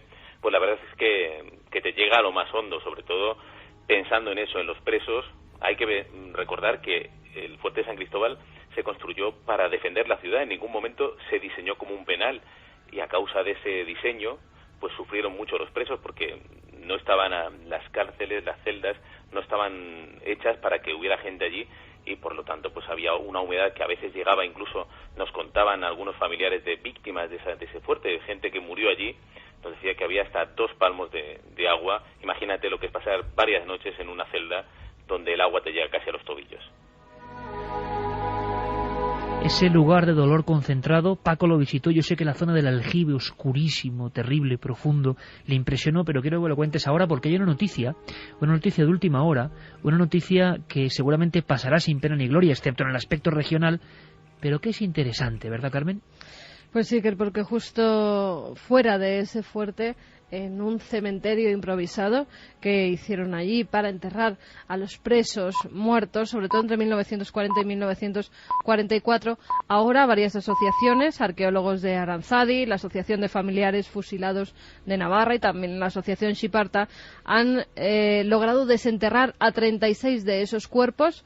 14 de ellos han sido, aparte de identificados, reclamados por sus familiares, y los que no han sido reclamados sí que se tiene su nombre, quiénes eran, de dónde procedían, pero como nadie ha reclamado sus restos, pues han vuelto a ser enterrados. Todavía descansan allí. Se cree que hay unos 131 cuerpos que están enterrados en los alrededores del fuerte San Cristóbal, y como bien decía Paco, todos ellos han podido ser identificados por lo que llevaban en la botella. Ahí ponía quiénes habían sido en vida, de dónde procedían, cómo habían vivido, incluso algunos apuntaban las causas de la muerte. Los especialistas creen que la mayoría de estos cuerpos murieron a causa de la neumonía y la tuberculosis. O sea que se confirma 130 y pico cuerpos en la falda de una montaña. O sea, es que esto es como el colofón de la historia que estamos contando. Esas montañas, recibíamos, Paco, un mensaje de Perú que hablaban de los Apu sagrado que se aproximaban a ti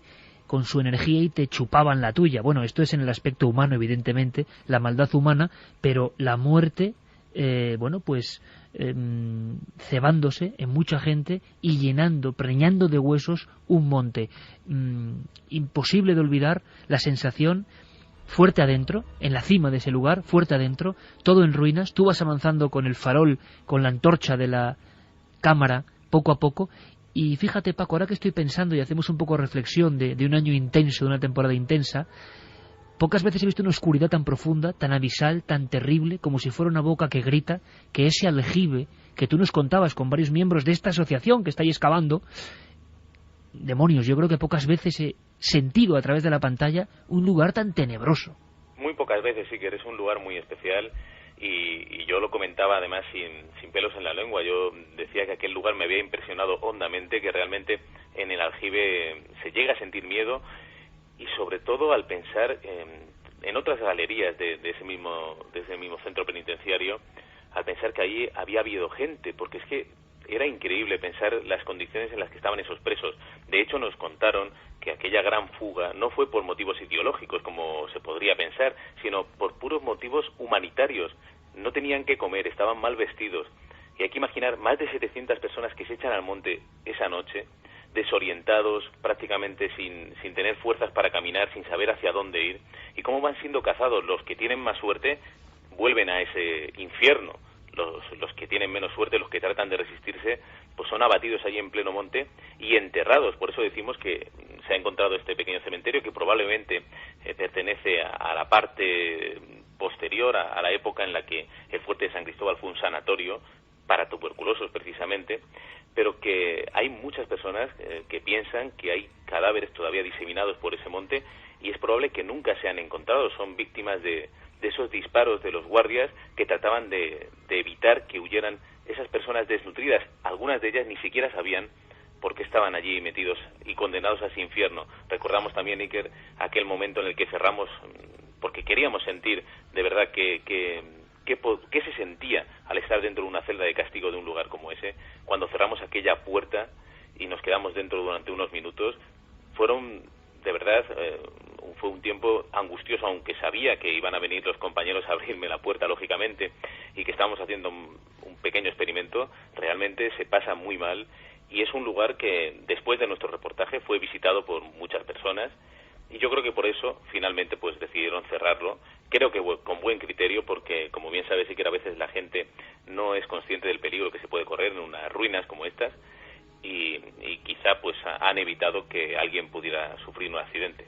Pues la última montaña de esta noche, después de Montserrat, después de ese lugar terrorífico que ha contado Santi, después del Yunque, es el Cerro de San Cristóbal, con noticia de última hora, montaña de sangre, qué duda cabe.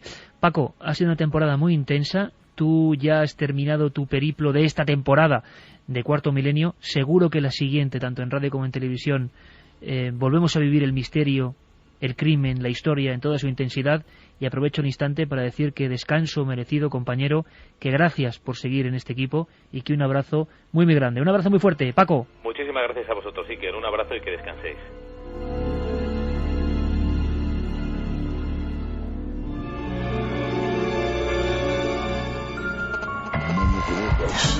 Manda un SMS al 27640. Escribe la palabra milenio, espacio, lo que nos quieras contar. Comentaristas de Milenio 3. Sabemos que siempre hay alguien al otro lado. Le he pedido a Yeray que quite la música directamente, porque hay un documento que quiero que escuchéis. Un documento estremecedor. Alguna vez os hemos hablado de estos personajes, los verdugos españoles. La gente más joven puede creer que no existieron jamás, que son obra de la ficción. Basilio Martín Patino los registró clandestinamente en los años 70, en el año 71, con Daniel Sueiro, algunos de los últimos verdugos, bueno, los 3 últimos verdugos, que en 1971 seguían ocupando el cargo de ejecutores de sentencias. Os aseguro que escuchar de nuevo esas voces, esa reunión en una especie de caverna, con una cantina, con unas tinajas, el verdugo de Granada, que era un tipo, Bernardo Sánchez Bascuñana, pues con unos 30 o 40 muertos a la espalda y que llevaba un traje con una especie de forro, que cantaba repentinamente, se arrancaba en unos cánticos extraños. Todo ese ambiente sobrecoge, pero hay novedades. Recordemos aquella última reunión de verdugos españoles en los años 70. Escuchar sobrecoge. Yo no puedo distinguir a nadie. A mí me dictan sentencia y mi obligación es ejecutar. Para eso les pago.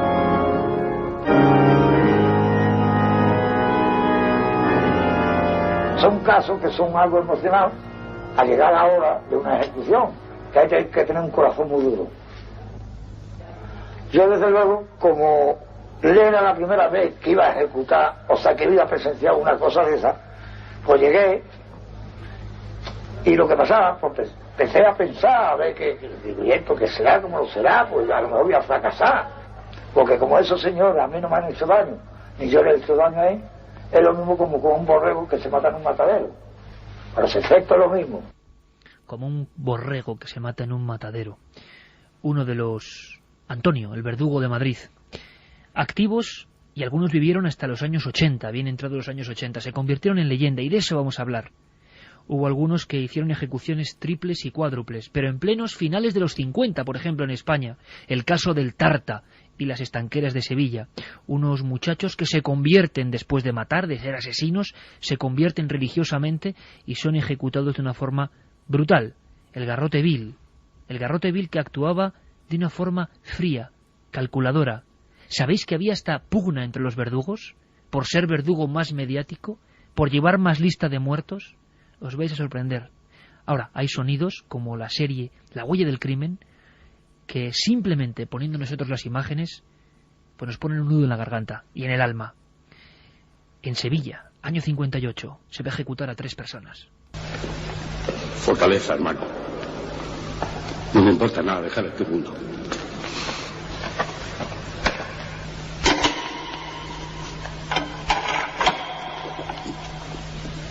¿No quiere que se lo ponga? No lo oigo. Es que, padre, no es por aliviarle a él. Es por los testigos, para que no...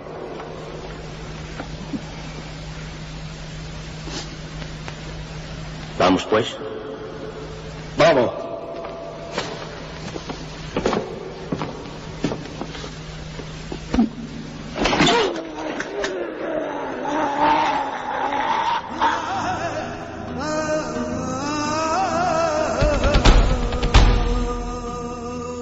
En alguna ocasión os he hablado de la historia de los verdugos españoles, el trabajo del ya fallecido Daniel Sueiro, que en la clandestinidad, en un viejo Sin Camil, entrevistó a esos 3 últimos verdugos. Pero ahora, un catedrático ha ido más atrás en el tiempo. Él es Salvador García Jiménez, catedrático de Lengua y Literatura, miembro de la Real Academia Alfonso X, y una persona muy seguidora de nuestro programa. Bueno, pues él ha ido a la hemeroteca y ha ido a rellenar lagunas, por ejemplo, para hablarnos del más célebre verdugo español. Los literatos del año 98, los grandes escritores del 98, se fijaron en ellos. Eran los emisarios de la muerte. Por ejemplo, imaginaos esta conversación. El verdugo de Burgos y el verdugo de Valladolid, y el de Burgos, arrogante, le dice: mi garrote es el mejor. Ya ve usted, con este aparato mío dejo a los reos como en visita. El de Valladolid le responde: el mío es mejor, porque los muertos se me quedan como riendo. Y contesta el de Burgos, cogiendo su maletín negro: bueno, eso va en gustos. Nosotros ya hemos hecho lo nuestro, y con la música otra parte.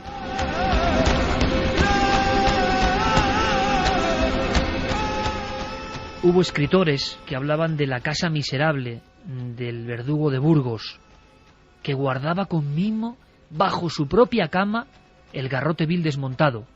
Cuentan que en Pamplona, final del siglo XIX, principios del XX, se va a ejecutar un hombre, y de pronto empieza a llover, y caen las gotas de agua sobre el engranaje de la muerte.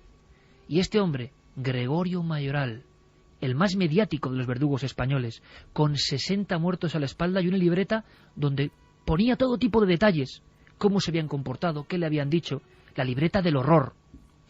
Bueno, pues Gregorio corrió rápidamente, se abrazó a su garrote que iba firmado con su nombre. Era un garrote que él mismo había patentado o ideado para matar más rápido, y decía: guarden los aparatos, guárdenlos, que a mi garrote lo quiero más que a mi madre.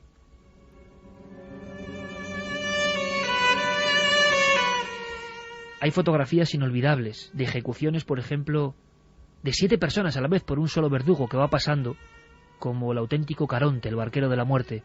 Las ejecuciones de los miembros de la Mano Negra en Jerez, la plaza, la gente mirando, el espectáculo público tenebroso, los niños comiendo palomitas o comiendo pipas o comiendo maíz, los carrillos que venden este tipo de chucherías, como una gran fiesta, la fiesta de la muerte, y 7 hombres sentados con capuchas negras, detrás 7 garrotes y un solo hombre, ese verdugo que está increíblemente orgulloso de su oficio.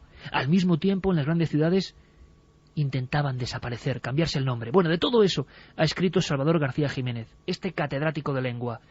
Su libro se llama No matarás, célebres verdugos españoles, y es en sí, todo él, una gran sorpresa. Salvador, buenas noches. Hola, buenas noches. Salvador, un libro sobre este, decíamos, siniestro oficio, los verdugos españoles. La primera pregunta, antes de hablar de algunos personajes que parecen de ficción y son reales, es obligada. ¿Por qué una inmersión en este mundo tan oscuro, por un lado, y que es realidad, que es historia de España? ¿Por qué empezaste con esta investigación? La verdad, yo venía de la literatura de creación, venía de la ficción, ¿no? Y me tropecé ya a esta altura de mi vida con que la realidad supera con creces a la ficción. Yo creo que la ficción es la hermana bastarda de la realidad. Y los verdugos, que le habían interesado a Pío Baroja, para mí uno de los grandes escritores del siglo XX, me llevaron a completar la obra de Sueiro con las hemerotecas, ¿no? Las hemerotecas ahora mismo digitales aportan una fuente de información, son casi archivos de protocolos, ¿no? Y entonces a partir de ahí tejí una obra monumental sobre los verdugos de finales del XIX y principios del XX, en esa frontera, ¿no? Me gustaría, Salvador, que contásemos a mucha gente, a cientos de miles de amigos que ahora nos escuchan, la historia, por ejemplo, casi una historia que es perfecta para conocer lo que era por dentro este mundo, se hizo célebre. Podíamos hablar de un verdugo hasta mediático, hablando de la figura de Gregorio Mayoral Sendino, el verdugo de Burgos. Cuenta la leyenda, y nos saca ahora de duda Salvador, que hasta ideó un tipo de garrote, le quiso poner su firma. ¿Quién era este individuo, este arquetipo del verdugo español de aquella época, Salvador? Gregorio Mayoral era un hombre enamorado de sus instrumentos de justicia, que así le llamaban a los garrotes, que pesaban 7 kilos y los llevaban en maletines negros. Decían, vámonos con la música a otra parte cuando terminaban de ejecutar. Presumía de ser un ejecutor diligente.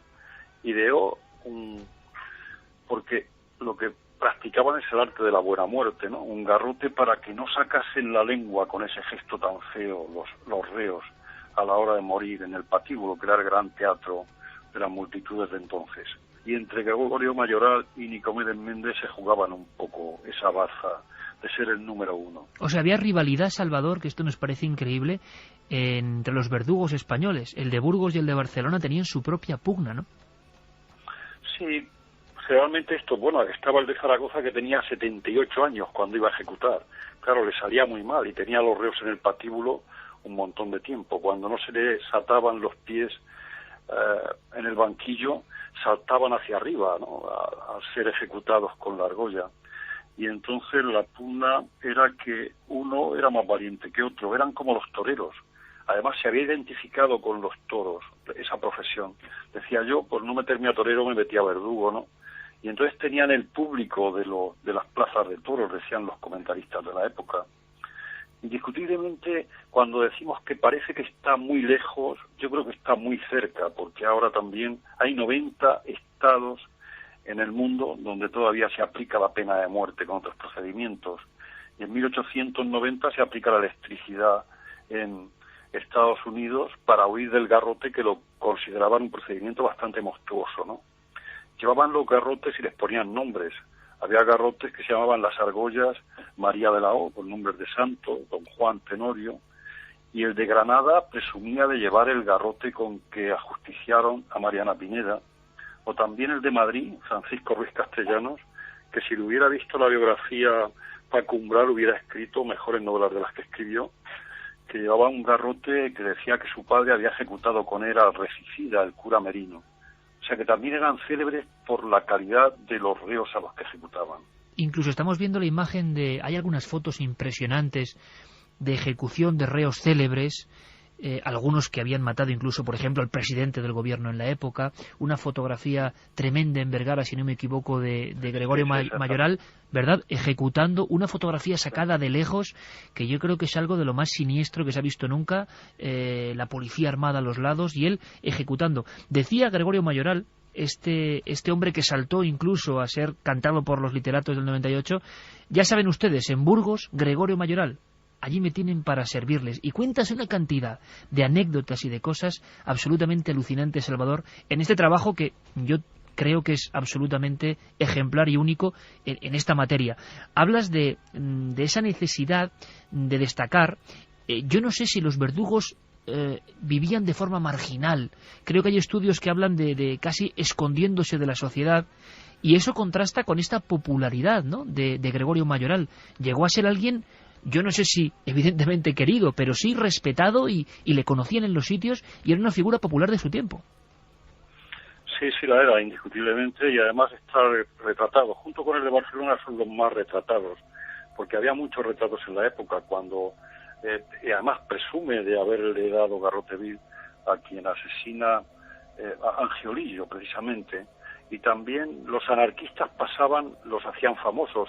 El famoso anarquista de Barcelona, ¿no?, cuando asesina en el Liceo, pone las bombas y mueren 28 personas. Entonces la ejecución pues fue famosísima, indiscutiblemente, además con gritos a veces de ese público que iba como a un teatro de muerte. Porque también está el verdugo de Granada. Me ocurrió una anécdota, llamé a la Chancillería de Granada y dicen que hay todavía el fantasma del verdugo de Granada, que se llamaba Lorenzo González Álvarez, y me preguntaron a mí por la biografía, los propios que residen en la Chancillería con el verdugo. Y entonces, pues, la verdad, la biografía está ahí, de ese fantasma que tienen, que no saben todavía quién es. ¿Hay leyenda de eso? ¿Hay leyenda en Granada de las apariciones del propio verdugo? No saben, ellos lo confunden con Lorenzo Huertas, hasta los escritores, pero se llamaba Lorenzo González Álvarez, que era un tipo también de cuidado, ¿no? La biografía no tiene desperdicio literariamente y apasionadamente en el sentido literario, ¿no? Y allí se han escrito libros, en la editorial Comares se publicó un libro sobre el verdugo en la Chancillería de Granada, este verdugo que está allí, está arriba, y entonces hace ruidos, parece que está todavía con los aparatos, y ahí están, eso de las casas encantadas, pues habita el verdugo, pero nadie sabe ni en realidad ni un párrafo de la biografía del verdugo. Tendrán que leer el libro, porque en España nos falta todavía leer algunos libros, ¿no? ¿Podrías contarnos un poco? Yo sé que mucha gente pondrá una mueca de incredulidad ahora al escucharnos. ¿Cómo era el espectáculo del garrote en abierto, del garrote en plena calle en nuestro país hasta hace no tanto tiempo? Pues yo cuando veo una tarima en una ciudad y entonces para un grupo musical que va a actuar delante de la gente, creo que cualquier tarima ya me sirve para eso. Era una tarima, era un patíbulo que se pasaban toda la noche en realidad dando martillazos, los reos los escuchaban porque estaban cerca de las cárceles o en lugares públicos, y la gente asistía a 4.000, 10.000 personas, dependía de la ciudad o de los pueblos, porque se estaban levantando patíbulos en bastantes pueblos y ciudades españolas. Es increíble la serie de pueblos y de ciudades donde se levantaban los patíbulos. Y al amanecer iba casi todo el mundo. Allí se vendía como ahora a la entrada de cualquier corrida de toros, por ejemplo, ¿no?, o cualquier espectáculo público importante. E iban a ver la muerte en directo, que no costaba dinero. Robaban también, había ladrones en el espectáculo que robaban, eso está en los periódicos, y sobre todo después aplaudían o silbaban la maestría del verdugo. Había muchos verdugos que iban con anís, con una copa de anís a la ejecución, otros verdugos que les daba miedo ejecutar, y entonces tenían al reo, como en Helguera o en Campanar de Valencia, lo tuvieron 20 minutos después de darle 3 pases de argolla, ¿no? Y aquello era tremendo, claro. Llevaban al reo, lo llevaron en una silla, porque no se podía mover. Lo subieron en una silla, atravesó la multitud y lo subieron al patíbulo en una silla. Otros casi en una cama. Era tremendo. O sea, cuando yo veo el verdugo, aquello, bueno, es una buena película, una gran película, pero aquello es un fleco de lo que en realidad verdaderamente ocurría. Los verdugos se escondían, no decían sus nombres, se cambiaban de nombres y de personalidad, y a sus hijos tampoco. El de Barcelona le ocurrió una cosa de novela, no lo sabe nadie, porque en Barcelona han escrito muchos novelistas de Nicomedes Méndez, pero no saben esto que voy a contar. Una hija suya, y esto es verdad, es noticia de periódico, de la Campana de Gracia, una hija suya tenía un novio que era estudiante de medicina, y cuando el novio se entera que su padre era verdugo, la deja y le escribe una carta. Y la hija se suicidó. Cuando entra el padre, Nicomedes Méndez, el gran verdugo de Barcelona, y la ve, también quiso él suicidarse, lo tuvieron que coger la policía, ¿no? Es tremendo, es terrible. Y otro hijo también se suicidó. Pero él seguía ejecutando con nervios de acero. En realidad los verdugos son funcionarios. Vasco Ibáñez le dedica al verdugo de Barcelona un cuento que es precioso, se llama El funcionario. Tú cuentas, Salvador, una historia que ocurre por la popularidad de algunas ejecuciones. En Guernica, en Vizcaya, después de que haya habido una ejecución en otra parte del país, hecha por este Gregorio Mayoral, este hombre tan servicial y tan amante de su garrote vil, unos niños, imitando al verdugo y al reo, pues uno de ellos muere, ¿no? Esos niños, haciendo una especie de imitación, pues acaban siendo uno verdugo del otro. Sí, se han dado 3 casos en España, recogidos por la prensa en diferentes lugares. Este es el único caso que muere un niño, porque los niños tienden a jugar con lo que ven, ¿no? Y jugaban a estas cosas en aquella España tan pobre y tan tremenda, ¿no? Y los verdugos también adquirían el aprendizaje, muchos ejecutando animales. Dice que Gregorio Mayoral ejecutaba gatos, otro ejecutaba un cordero y otro a monigotes, ¿no? Bueno, incluso Gregorio Mayoral, Salvador, sí, se le encontró, a pesar de que casi nadie fue evidentemente a su entierro, era un hombre temido, imagino, inspiraba horror, decían las crónicas, se le encontró una libreta con sus ejecuciones y con cómo había quedado el rostro del reo. Tú recoges algunas frases y yo creo que es algo absolutamente alucinante. En esa libreta del verdugo de Burgos decía: estuvo muy terne, aguantó sin rechistar o se cagó de miedo directamente. Él hacía su estudio de sus actuaciones, ¿no? Sí, eran psicólogos también, vamos, se gastaban de psicólogos, pero yo creo que intuían la repercusión tan grande que iban a tener en la sociedad, porque en las Cortes los diputados hablaban de ello. Pero la verdad, las biografías de estos verdugos darían para 20 novelas. ¿Se sabe si hubo verdugos asesinados? Sí, Rogelio Pérez Vicario, en 1922, el verdugo de Barcelona. Este verdugo era muy cobarde, ya inicié porque tenía muy poco dinero, como todo el mundo, tenía 2 hijos o 3 hijos, era zapatero, entonces se hizo verdugo. Bueno, va a una oposición de verdugo y tenía mucho miedo. Gregorio Mayoral se reía de él y hacía la función de él, fue el primer maestro, ¿no?, que tuvo en el patíbulo. Y al final lo mataron los anarquistas, le pegaron 4 tiros en un bar. Y encontré que a su mujer y a su hijo le quedó pensión de viudedad. Es la única que aparece en una orden de boletín oficial. Luego es curioso, ¿verdad, Salvador?, comprobar cómo ya en el siglo XX, hasta los años 70, los verdugos del final del franquismo se quieren evidentemente como esconder, las ejecuciones son mucho más escasas evidentemente, y viven como entre escondidos, y muchos dejan casi también su leyenda. Me gustaría hacerte la pregunta como le hacían al verdugo de Burgos, ¿verdad? Yo no sé si has soñado con alguna escena que recoges en tu libro. Que creo que en vuestro programa de Milenio lo sacasteis, el caso de Gádor, el vampiro de Gádor, ¿no? Sí, señor. Después lo ejecutaron, claro. Ahí pagó con sangre la sangre que chupó porque estaba tuberculoso y a un curandero le recomendó que matase a un niño, le chupase la sangre. Pero hay una por cercanía y por vivir yo en Murcia que me impresionó, que es la de La Perla, llamada La Perla, Josefa Gómez, que se llamaba La Perla.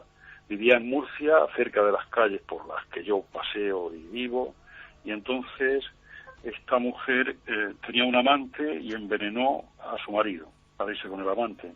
Y al echarle arsénico a la taza de café, pues también la criada tomó y murieron la criada y su marido. Al final la ejecutaron, ¿no? Y el verdugo, que venía de Valencia, se llamaba Pascual Ten Molina, cuando va a ejecutar a esta mujer, a Cánovas del Castillo le manda un telegrama pidiendo el indulto, nada menos que el verdugo. Y por eso, después de ejecutar, le dieron la baja como verdugo, ¿no? Y entonces dijeron que se había enamorado, esto ya es leyenda, claro, que se había enamorado de la rea, cosa imposible. Y le escribieron varios escritores un artículo, entre ellos Blasco Ibáñez, ¿no?, de que se había enamorado de la rea. Todo ese perfume que desprende tan literario, este caso de saber dónde la enterraron, además después de ejecutarla tenía que estar unas 6 u 8 horas en el patíbulo y desfilaba la gente viendo la muerte, ¿no? Y posteriormente, ya aproximadamente en 1900, se prohíben las ejecuciones públicas y se hacen dentro de los recintos de las cárceles, ¿no? e incluso el verdugo de Cuba, ¿no? De las dos colonias de Cuba y de Filipinas. El verdugo de Cuba era una firma también, Valentín, que era negro, un negro que presumía, tenía orgullo de ser tan fuerte y se reía de los reos. Pues la verdad, esto es un poco la trayectoria de este libro, ¿no? Pues un libro, Salvador, que no es para almas especialmente sensibles, porque impresiona, sobre todo impresiona si vemos que todo esto es realidad. Es como comparar, como tú bien decías, esa prodigiosa película El Verdugo, y luego ver el queridísimos Verdugos realmente y comprobar lo siniestro de algunas muecas, ese verdugo de Granada, ¿verdad?, con ese chaquetón forrado y cantando flamenco y coplas espirituales. O sea, todo tiene tal cantidad de elementos casi oníricos y mágicos, pero reales, absolutamente reales. Salvador García Jiménez, de verdad que ha sido un placer, y que me encantaría volver a retratar otras figuras que hemos dejado ahí, en la parte más oscura todavía, y que la gente se espante, pero porque esto es que ocurrió y hay que contarlo. Había una gran laguna, yo creo, sobre la historia de esa franja, con todos los datos, un trabajo de investigación periodística, repito, excepcional. Salvador, muchas gracias por tu primera intervención en Milenio y que no sea la última. Un abrazo. Gracias, un abrazo. Gracias.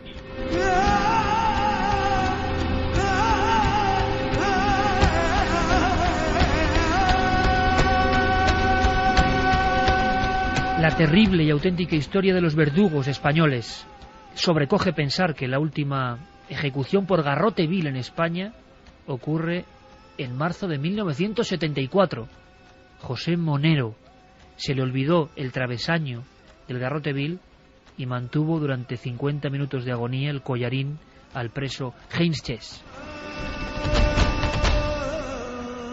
Una página oculta de la historia que pone la carne de gallina. Santi, por fortuna luego para contrastar, amigo, ¿no?